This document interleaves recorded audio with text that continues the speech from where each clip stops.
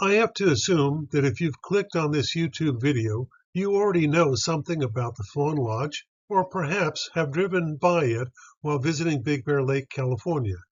This is a first part of a 5-part series on the history of this great building. So let's get started. This is most likely one of the best photographs of the Fawn Lodge from its earliest days. The photograph was taken and posted on the internet by Richard Higgins. I'm not sure if he took the photograph or did some Photoshop to an existing photograph.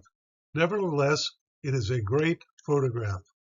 Now let's cover who the various owners were of the Fawn Lodge. We see that Clinton Miller started the development of the Fawn area in 1914. Miller originally had the land that the Fawn Lodge sits on. He sold it to a Henry Guio, who built the structure that we now know as the Fawn Lodge. Guio sold one half of his interest to Thompson and Waybright, who took over the real estate development from Miller. Their involvement was for a very short time. In 1927, when sales were slowing down, they sold the lodge back to Guio. These 4 men knew each other since they were from the Los Angeles Rotary Club. The lodge really did not fit into Guio's business model. He owned 25 barber shops in the Los Angeles area and was president of the California Barber Association. Guio sold his interest to A.D. Johnson. This ownership did not last long. He sold it to a couple by the name of Michael and Mattie Ryder, who were real estate investors. Tax records show that the Ryders owned the building during the Depression years, but there is no evidence that there was any business activity going on during that time period. Contact information on these individuals or their relatives could not be found on Ancestry.com or newspaper.com or any other social media site. We ease into the 1940s with a man by the name of Peter Holt getting ownership and running the lodge. Holt's name appears in a few Big Bear Grizzly newspaper ads and articles indicating that the lodge was up and running. Within a few years, Holt sells his interest to a Fawn Lodge Incorporated company, which is mainly represented by Glenn Wilson of local fame. Holt and his wife go on to build a store next to the Fawn Lodge and run a pharmacy business from it for many years. The Wilsons keep the property for close to 25 years. Then the ownership changes hands with lots of investors coming and going. Robert Meisner was the only one of this group that continued to run the Fawn Lodge as a business. Ingmar and Leanne News are the current owners of the building. The San Bernardino County plot map for the Fawn Lodge area is shown here. The lodge is located on lot number 221, 222, and 223. Now let's take a closer look at the property site to see the measurements. The important point here is that the lots of number 221, 222, and 223 measured out to be 94 feet by 80 feet. So when we measure the outside of the building, we find that the building sets on the entire 3 lots. There were no setbacks or free area. This would not work out well on today's building codes. These are the rough measurements of the front side of the Fawn Lodge building. This will give you an idea on the size of the stores that were part of that building. These measurements will also come in handy when we look at some of the photographs of the second-story rooms to determine the size of those rooms. Here are the measurements for the side of the building. You will note on the far left side, there's a small section there with a door to it. This was added on much later on. The doorway that's in the middle of the side of the building was used for an entranceway to an apartment that was there at that time. Now, going back to the original ownership, Clinton Miller sold the land to Henry Guio in 1924. So, What was Henry Guio's intent? We learn from an article in the October 1924 edition of Fawnskin Folks, which was an early real estate magazine, that Henry and Vivian Guio bought 7 lots on the corner of Rim of the World Drive, City Creek Road, and Navajo Street.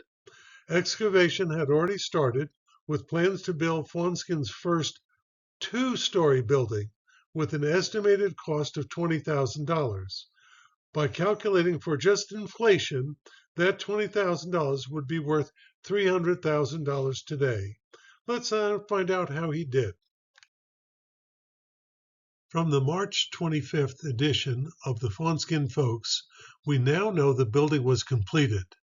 There is a comment that the construction was in harmony with the general environment.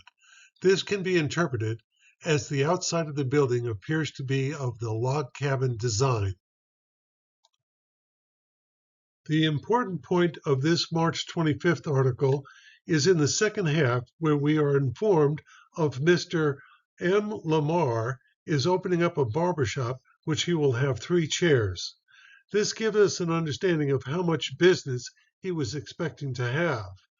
From the red bracketed area, we see that Lamar is doing men's as well as women's hair in the same shop. This was not going to be the usual turn-of-the-century barber shop. Up to this point, the building is referred to as the Guio Building. In May of 25, it is the first time we find that there is a reference to it as the Fawn Lodge and it being operative. We also learn from this article, and many others, there is a close tie between the 2 real estate developers of Waybright and Thompson with Arthur Farwell, a famous musical composer of the time. Farwell was the main force behind the construction of the open-air theater known as the Theater of the Stars, which was located within walking distance from the lodge. Farwell was most likely brought in by Waybright and Thompson to create an entertainment venue for the more upscale homeowners they were looking to attract. This is a photograph of the building from the May 1925 edition of the Fawnskin Folks. It appears that the stores in the building are empty at this time. Note the high peak shown, which is illustrated by the red arrow. The high dome is not visible in photographs of the Fawn Lodge in the late 30s. Remember that Henry Guio was to build a 2-story building? What was the high dome area used for? What were the plans of the first and second floor? This photograph comes to us from Rob Wilson. It was taken during the construction time of the lodge. The position of the camera was low to the ground and slightly tilted upwards, which distorts the actual height of the building. In all of these early photographs, there are only windows on the first and second story areas. It is not known if there was a 3rd, 4th, or even a 5th story to this building. The lack of windows suggests that the building only had 2 stories to it. A second photograph from Rob Wilson shows the side view of the lodge and gives us a better understanding of the actual height of the building. There appears to be some snow on the ground in front of the building. Note the construction material on the inside and outside of the building. So this photograph was taken prior to April of 1925. Initially, Waybright and Thompson were thinking of making the building more of a business center for the town by bringing in a drugstore, meat market, cafe, hardware store, among other businesses. They were also looking to entice some professional services of a doctor and dentist. The illustration on the left side is from the Fawnskin Folks magazine from July 1925. The illustration on the right is an enlargement of the text section of that announcement.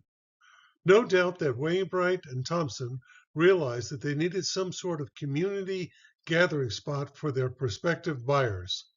Frances Thompson was the wife of Richard Thompson. She was able to fill that need by creating the Fawnskin Tea Room.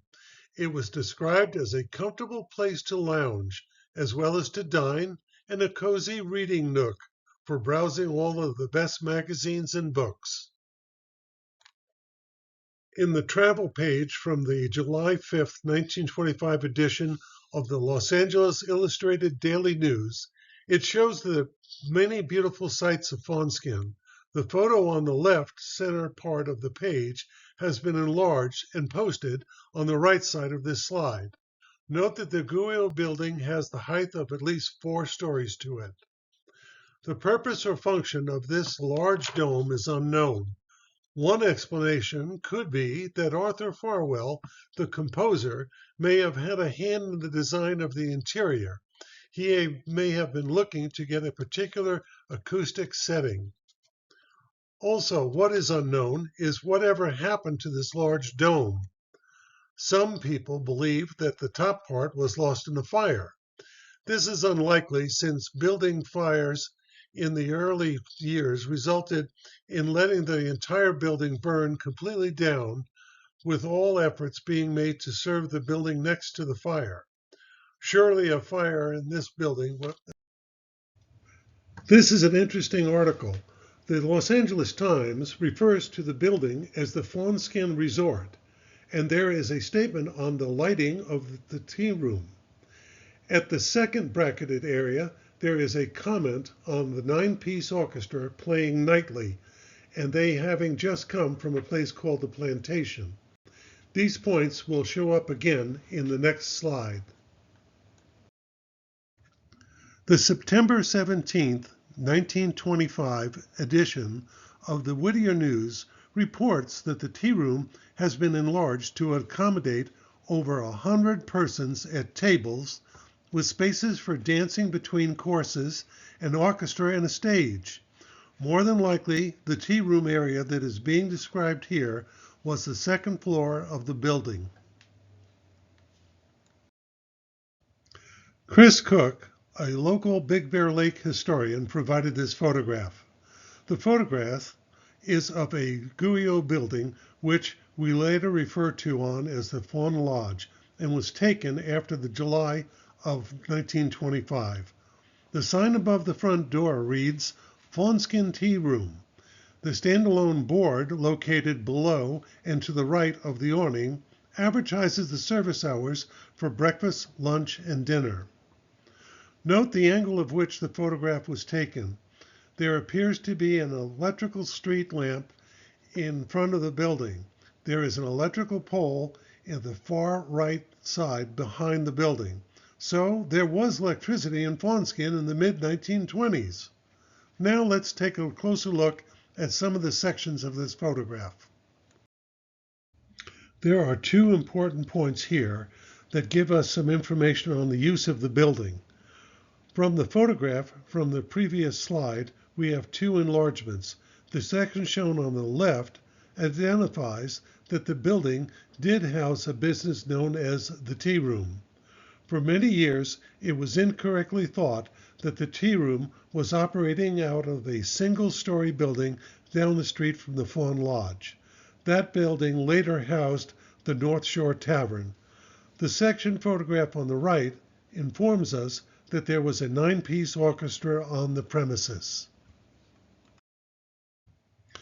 This concludes part 1 of the history of the Fawn Lodge. This presentation continues with the Fawn Lodge presentation part 2, the middle years.